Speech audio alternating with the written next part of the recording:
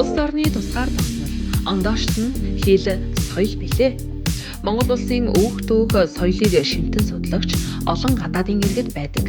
Тэгвэл дорнодын гүн ухааныг ихээхэн сонирхдог бүгд найрамдах Итали улсаас ирж монгол хэл сурч байгаа Франческо Монгол Улсын их сургуулийн монгол хэл шинжилгээний төвийн монгол хэлний оюутан юм. Тэрээр Итали философийн магистраар төгссөн Монголд ирээд 2 жил болж байна.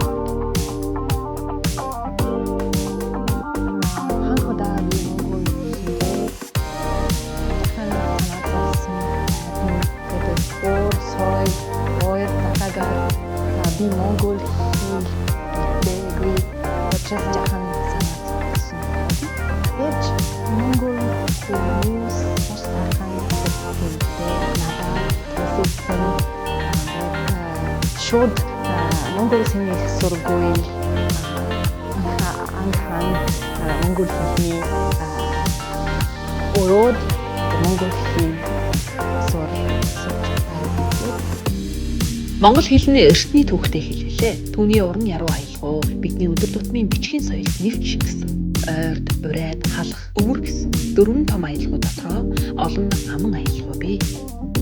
Философийн тухай маш их сонирхолтой байна.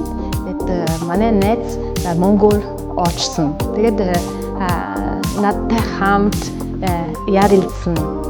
Монгол сонирхолтой байна. Түүх сонирхолтой, соёл сонирхолтой.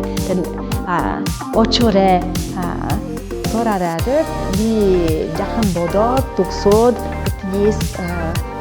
би очиж болно. Тэгээд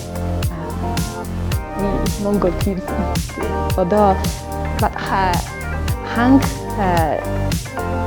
маш их хэрэгтэй зүйл хэл байна. Учир хэл сайн сурмаар байна. Тэгээд дараа өөр зүйл сурч болно. Бас хэл маш чухал. Монгол хэл жахан хэцүү байна. Итали хэлээс, Европын хэлээс ана ялгаатай байна. Хэл зүйл ялгаатай. Бас доотлах хаяатай. Жишээ нь Итали хэлний зарим дуу баггүй.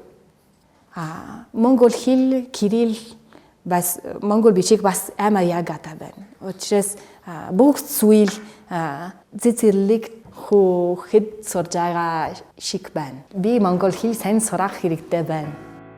Монгол Улсын их сургуулийн монгол хэл шинжилгээний тэнхим нь 1945 онд байгуулагдсан. Гадаад оюутны сургалтын хувьд 1952 онд тухайн үеийн социалист харилцаатай байсан орнууд болох Вьетнам, Лаос орны оюутнууд ирж суралцаж байжээ. Монгол хэл сурч байгаа оюутнуудын хувьд бол ямар улсаас ирсэн, ямар үндэсний, ямар хэл соёлтой бас хамаарч бол монгол хэл соёлыг заах арга зүй бол бас тухайн багш бол тохируулж бас өөр арга зүйгээр хэрэгэлдэг. Ялангуяа одоо монгол хэлтэй төрөл бус хэлний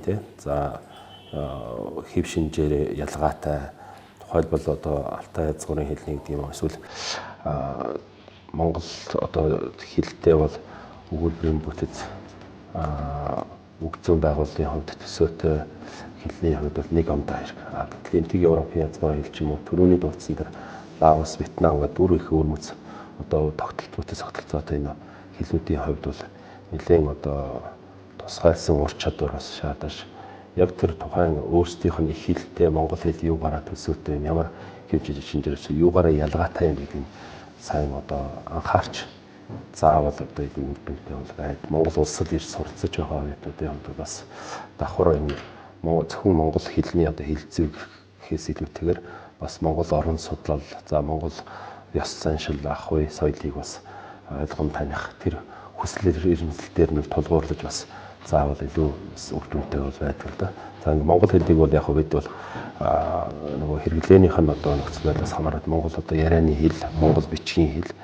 Анхан төвшөнд бол монгол хэлний үгийн сан, тэгээд хэл зүй гэсэн 4 янзын хичээл ороод дунд болон агсан төвшөндөө бол мөн одоо адил ярианы хэл, бичгийн хэл, хэл зүй гэхдээ үгийн сан гэдэг хичээлийн хооронд бол монгол орон судлал хичээлийг бол ордог юм. Монгол Улсын их сургууль 1971 онд нөхцөл байдлыг харгалзан үзэж, гадаадын иргэдэд зориулсан монгол хэлний танхимыг байгуулжээ. Жил бүр энэхүү танхимд 20-од улсын 100-аас 150 орчим оюутнууд суралцсан төгсдөг байна.